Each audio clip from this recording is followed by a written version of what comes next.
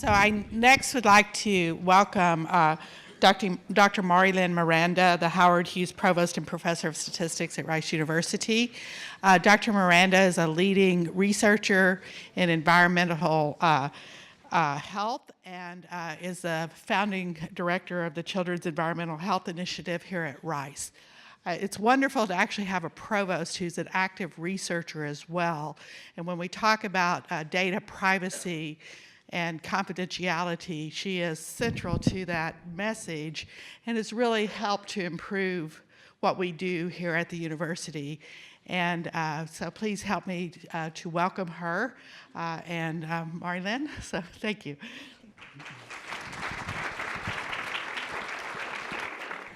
Thank you so much, Kathy. I'm not a technical expert on data security. It's a little funny for me to be up here talking about data privacy and data security in front of colleagues like Rudy and Dan and Moshe and Kathy. What I do have is a very long history of using data that there's absolutely no doubt in anybody's mind you would think of that as protected data, as private data. So I have access to hundreds of thousands of electronic health records. I have access to 25 years worth of identified detailed birth record, educational records for students over multiple years across entire school systems. So I've been doing work with data that we would all agree really needs to be protected carefully and to be used thoughtfully. And now we're in this new era where there's all kinds of other data that we might think about somehow or another mashing up. And so the data privacy and the data security questions get that much more complicated, both for my research group, but for researchers more generally, and therefore in my role as provost as I think about what goes on here at the university. I want to start with what seems like a little bit of a tangent, just to remind everybody a little bit about the history of informed consent. If you go on the NIH website, they will name their 23 major events in the history of informed consent, and I'm going to go through each and every one of them in an excruciating detail. Actually, I'm going to talk about 4 of them, probably the most important of them. The first, of course, was the 1947 Nuremberg Code, which was a direct result of the German atrocities of World War II. And there were multiple principles that came out of there, but the 3 principles that I really want us to pay attention to in this conversation is, first of all, that informed consent is required for any kind of experiments. Secondly, that experiments must be scientifically necessary and conducted by qualified personnel. And third, that the benefit to science must be weighed against the risks and suffering of experimental subjects. So that's what the Nuremberg Code told us back in 1947. So then in 1953, the NIH published its clinical center policy, and it states very clearly in that policy that the ethical responsibility for medical experiments lies with the study's principal investigators. That if you're running these studies, you have the responsibility, right? So then the third major thing I want to remind you of is the Helsinki Declaration in 1964. And among other things that were declared in this particular piece of work is the fact that any type of clinical research should be carefully preceded by an assessment of the risks and benefits to the patient. Secondly, human beings should be fully informed and must freely consent to any research. Third, the responsibility for the human subject must always rest with the medically qualified person, not with the subject. Okay, so that's really important as we start thinking about these new sources of data. And special care must be taken with informed consent of minors. Another thing, when you think about all the data being generated in a variety of different places where we have all kinds of data being generated by children. Think of all those examples that Dr. Franke gave, and instead of saying, what if they knew that about me, you said, what if they knew that about your 8-year-old? Right? So we really have to think about the special role of minors whenever we're conducting research. So then the last major event that I want to remind everybody of is in 1979 we issued the Belmont Report. And the Belmont Report, this had a lot to do with what we discovered in the 1970s about the Tuskegee experiments. And there were 3 principles that came out of the Belmont Report, that of respect, beneficence, and justice. And by respect, we say that we have to recognize the autonomy of humans, and it requires clear, informed consent. The principle of beneficence says that research must be shown to be beneficial and reflect the Hippocratic idea. And third, justice, the benefits to some must be balanced against the risks to subjects. So the reality of informed consent, as it's gone along in the fields that I've played in over the course of my research career, is that we started off with pretty short, incomplete, and not very reader-friendly informed consent. And people signed it. Then we had the introduction of many additional components to address legal issues, and the addition of those components significantly lengthened what an informed consent form looks like if you're undertaking any type of health-related research, and people signed those too. Then there was this big push to make informed consent forms more user-friendly. And so there was all this push of what's the readability, is it in 8th grade language, all that type of stuff. So there was a big push for that, but the forms were still really long, and people signed those. And now, so you have these really long forms where they can stretch to 4 or 5 pages, and now the argument is that maybe what we've arrived at right now means that neither informed nor consent is actually being achieved.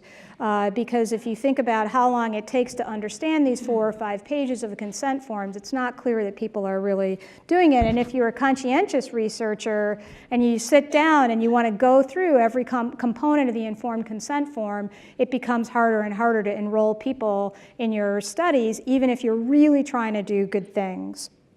But the big push now is to have shorter, more reader-friendly informed consent forms. So what's the double-edged sword? Well, I would argue that useful data that contains potentially sensitive information abounds. So why do I put this photo up? Because I love children, and I found this photo many months ago. This was very popular on the internet. Of this baby that had a gigantic amount of hair, and I thought, I've got to find some reason to put this incredibly cute baby with a lot of hair on the screen. And since I'm talking about relevant data abounds, she's got abundant hair, plus it seems like a good contrast to myself right now.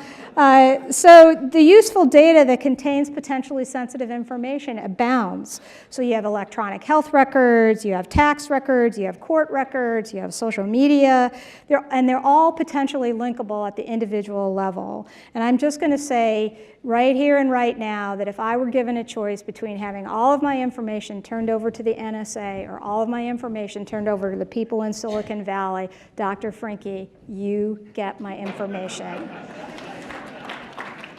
So what's the double-edged sword exactly? Well, on the one hand, there's enormous potential for discovery science. This is a graphic from some work that my own research group did, where we were trying to help identify the places that were most likely to contain biologically available lead. There's a long story behind this research, but the bottom line is that when we had access to childhood blood lead screening data, we knew whether or not kids were on WIC or Medicaid, we knew their home address, we knew how old they were when they were tested, we knew what pediatrician they went to when they got tested, et cetera. We had access to all of that information, which is a lot of information for me to know about tens of thousands of children. On the other hand, what this meant is that when the health department implemented their screening program on the basis of this model model that we developed, they had a 600% increase in their capture rate of kids who had elevated blood lead levels at a 0% increase in cost. So we like to think that was a good thing that we helped make happen, even though we had access to all of this highly confidential data. I will say as an aside that my own children were in this database, so, and many of the people on my research team, so when we say treat the database like your own children are in it, that's actually oftentimes true for us. So then here's another example of great things that you can do, these great opportunities for discovery science. I'm sure many of you have heard of Raj Chetty's work at Stanford and now at Harvard. He's doing all of this work on opportunity in the United States. This is a graphic from his Opportunity Atlas. He goes in through the IRS's special data center and gets access to individual tax records to sort of track people over time, see what their social mobility is like, see where social mobility is different in different places across the country, what are opportunities for children and others, et cetera. And he's able to do this incredibly important work that is teaching us important things about what's going on in our country and what we might do about those social inequalities because he has access to what I'm sure all of you would consider protected information that should be carefully protected. So then we have here locally the Urban Data Platform of the Kinder Institute, which gathers a whole lot of data from across the Houston area, makes it available to all kinds of researchers so people don't have to duplicate efforts. And there's a private part of the Urban Data Platform where data that really needs to be carefully protected is located, and then there's a public part where any of that data can be downloaded. And there's a mechanism if you want to work in a combination of those data for you to come in, and Kathy, she's too modest, but she is the director and the architect behind it, and it provides just an excellent opportunity for anybody who cares about the welfare of this greater region. Right? So what's on the other hand, right? So I said on the one hand, the opportunities for discovery science are enormous. On the other hand, people don't actually know what they're consenting to regarding data privacy. So even when people you sign your HIPAA form when you go to the doctor once a year, I bet you don't know that if you, for example, are signing that form at I was previously at Duke, if you're signing that form at the Duke University Medical Center, that I actually have access to your data, and we're trying to design better programs for helping people with diabetes and hypertension. So I have access to your data. You didn't say specifically, hey, Lynn, she can have access to my data. I feel like I trust her. You would, but so people don't necessarily know what they're consenting to in the present, and they certainly don't know what might be used in the future, right? And those of you who are laughing at this are the cool people in the room because you know who that is. Future. So people don't know really what they're consenting to right now, and they really don't know how data is going to be used in the future. And I'm going to reinforce my point about why I'd rather have the NSA have my data than, say, for example, social media, tell you a few things about social media and its data. So Twitter's privacy policy is 9,000 words. Right? So you don't really know what you're agreeing to because it's 9,000 words and you didn't read it. You can tell me you read it, and I'm probably not going to believe you if you're on Twitter, right? Google's new privacy policy, it's really good. It's only 2,300 words. But then if you bundle its privacy policy with its general terms of use, that's 4,100 words, and then add in the privacy policies for Google Chrome, for Wallet, and Books, then you get more than 10,000 words in the full set of privacy policies. PayPal's total word count, if you look at all of the terms and conditions of PayPal, that has, I wrote this down, 36,275 words. Okay, so just in case you're wondering, is that longer than Hamlet? It is. It is. So, alas, while you may know Yorick well, you probably don't know what you agreed to very well at all because of the length of it.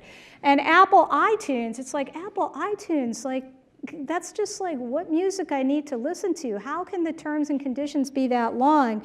Apple iTunes comes in at about just under 20,000 words, and that's longer than Macbeth, okay? Now, here's where I want to make this point about minors, right? So I have 3 children, and if you talk to them about Shakespeare's plays, I'll tell you, none of my 3 children are fans of Shakespeare's plays. And if they're not going to read Macbeth or Hamlet, they're not going to read the terms and conditions of all these different social media platforms that they may sign up for. My favorite example of this is what's referred to as the biggest lie on the internet, that people click the button that says, yes, I have read the terms and conditions. There was this great study done by some people from the University of Toronto and the University of Connecticut, where they sort of sent out to slightly over 500 college students an opportunity to join a new social network.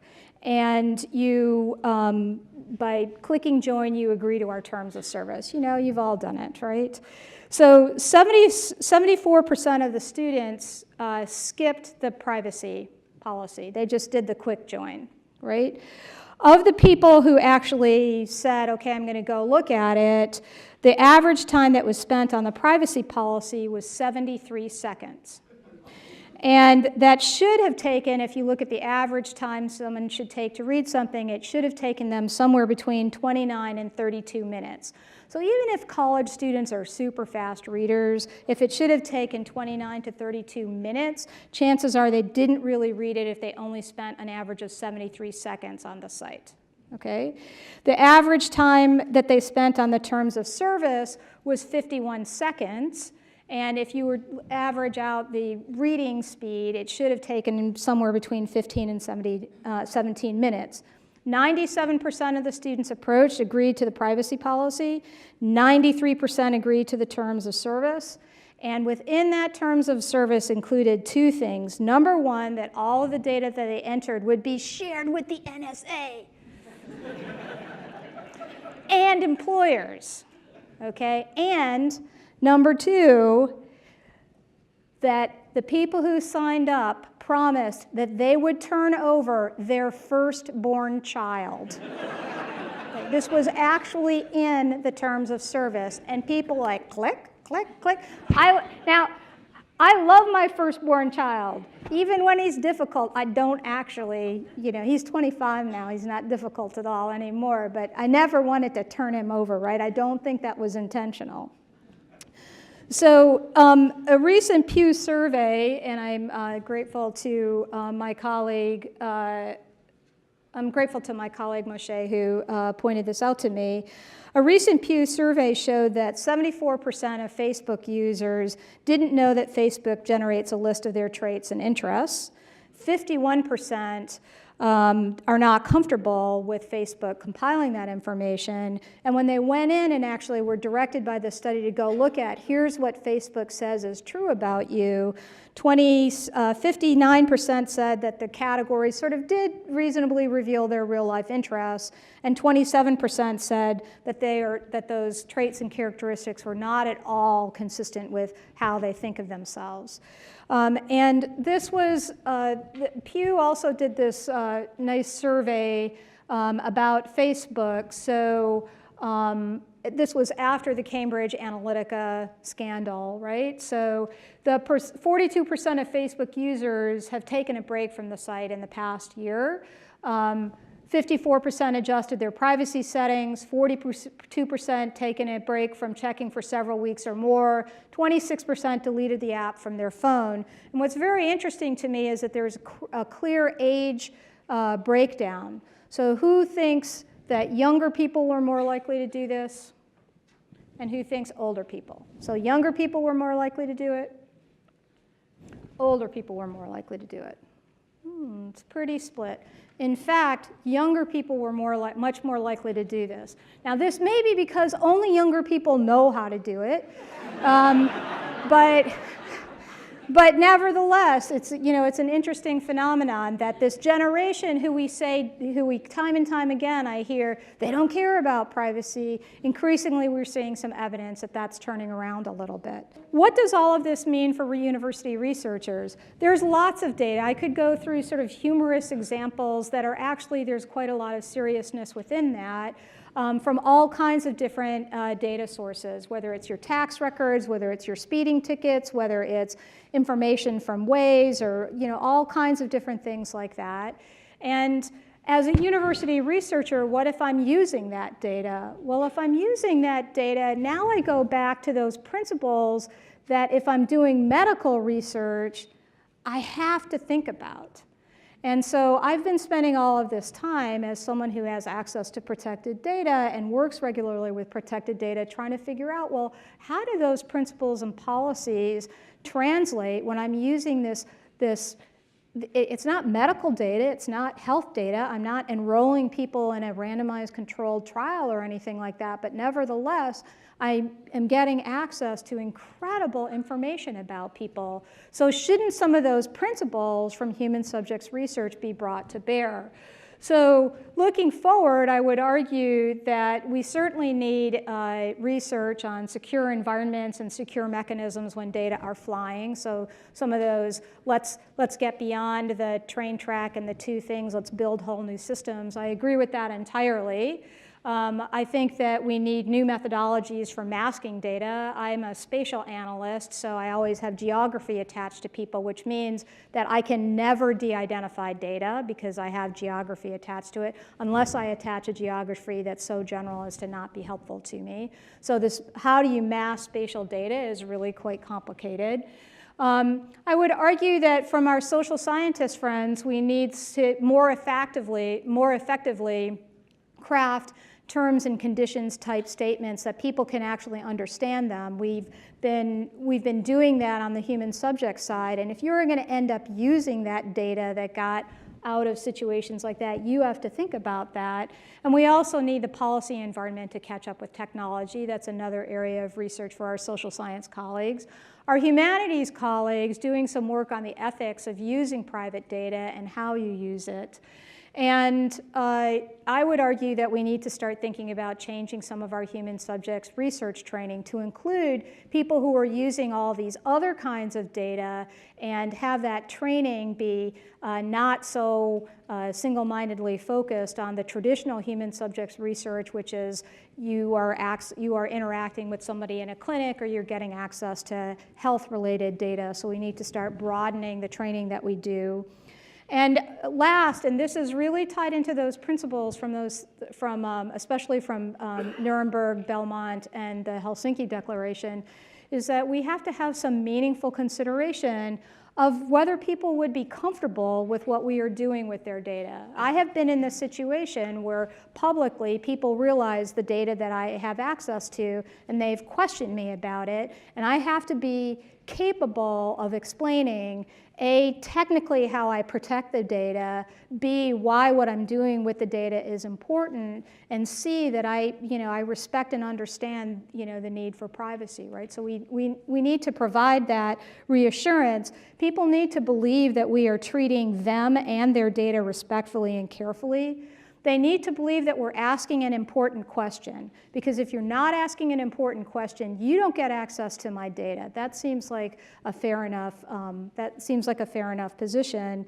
And if the data were obtained without people really understanding what they were agreeing to, does that affect whether we should use the data?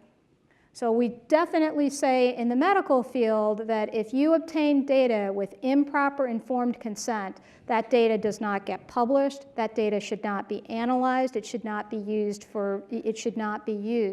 So now we're in this world where we're not quite sure that even though people have said, yes, I agree to all kinds of different things, whether they've actually truly consented to that in an informed way. And we need to think through the complex questions associated with what does that mean for the research profiles of universities. I like to end all of my talks by, usually I have an acknowledgement slide that shows funders for the talk. I don't have any funding for these talks because I'm kind of just sort of doing some mental exercises here in ways that I hope Moshe will still respect me at the end of this talk. But I do always, my final slide is always by putting my family up and thanking them, because I feel like they make me a better scientist every day, so I like to acknowledge them anytime I talk publicly. So that's it.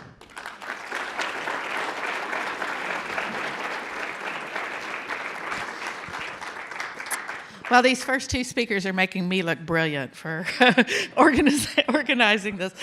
So we do, again, have set aside some time for a question or two. So, Moshe? So in view of what you told us, is the notion of informed consent still a useful notion? Because really what happened here, in my opinion, people have found a way to abuse it. So I'll give you so much information that it's become useless. Yes, you clicked on it, but is it really informed consent? Well, what I can say from the medical field is that we came to the realization that these really long informed consent forms were neither informed nor a form of consent. So we're fundamentally changing. So the latest recruit people into a study that I'm involved with, that's actually collaborative with Kathy Ensor. The original informed consent form for it was really quite long, and we went through all the legal this, that, or the other, and then we looked at it and said, how do we capture all of this information in a much more concise way? And we ended up with a paragraph that's about maybe 8 or 10 lines long. That if you look at that paragraph and you look at this longer version of the typical informed consent form, it captures everything in there, and it captures it, I think it's in 9th or 10th grade, maybe it hits 9th grade language. So in the medical field, we're figuring out ways to do this better, and I would argue that many of these other entities, which are not necessarily research entities and who have a for-profit orientation, need to be held accountable, because the notion that you have to put all that legalese in, we've shown that not to be the case. We've really changed that a lot in health-related research. There is a nagging trend in applications on your phone. Mm-hmm. That effectively you came in asking for a narrow application that simply does some trivial process, and the list of approvals that they seek includes my contact system. I don't need to go any further. That's a pretty massive private place. I wind up deliberately saying no thank you, but I wonder just how many people are literally trolling using applications for purpose A just to get a hold of this massive collection of data, and God knows doing what with it. Wondering if you see that trend, mm-hmm. And how do we begin policing this matter? Right. So I don't know, there are at least some people in this room who are as old as I am. So I've always been a data privacy freak. And how many people in this room, when they were in college, did your grades get posted on a sheet of paper outside your professor's door, and it was anonymous because they put up your social security number? Right? I can remember going to my professors and saying, don't put my social security number up. And it was who is this freakish little brown person who's coming and talking to me about this stuff? It was just so de rigueur. That's how you anonymously put things up. So I think that when iPhones first, or smartphones, excuse me, now you know what type of phone I have. When smartphones first came out, people were sort of agog with the technology, and now we're beginning to understand increasingly the different avenues into our lives that the technology provides. And there are ways to globally turn off some of those, some of that access. And the interesting thing for me is watching my own, so I have a 25-year-old, a 23-year-old, and a 17-year-old, and it's been very interesting for me. This is my anecdata. Watching them turn, because there was a whole series of things where I wasn't willing to sign up for it, and they would say, well, but we want this, so we'll sign up for it. And so it was hilarious to me, these marketers who were marketing, trying to figure out how to market this 17-year-old user with the taste of a 55-year-old. Because it was all mixed up in single use. But what I'm seeing in my own kids and in their group of friends, they've become more savvy, they've become more careful, and they've, particularly because of the way they've seen people preying on vulnerabilities. So whether or not we get this sort of broader understanding of how to really use those technologies, we don't want to I'm not going to throw away my iPhone. You're not going to throw away your Fitbit. I'm not going to throw away my iPhone, but I can use that technology differently. I can choose to use it the way that it is helpful to me, as opposed to defaulting to the way that is useful to all the commercial enterprises out there. So we have one more question, but before we do, I just am reminded of one comment. If the product is free, you are the product. So one more question, and then we'll move on. Thanks. I'm not sure exactly how to answer this, but I think on what you're saying, I completely agree with you. But for the majority of Americans who eat Happy Meals and who, click on the acknowledgement or the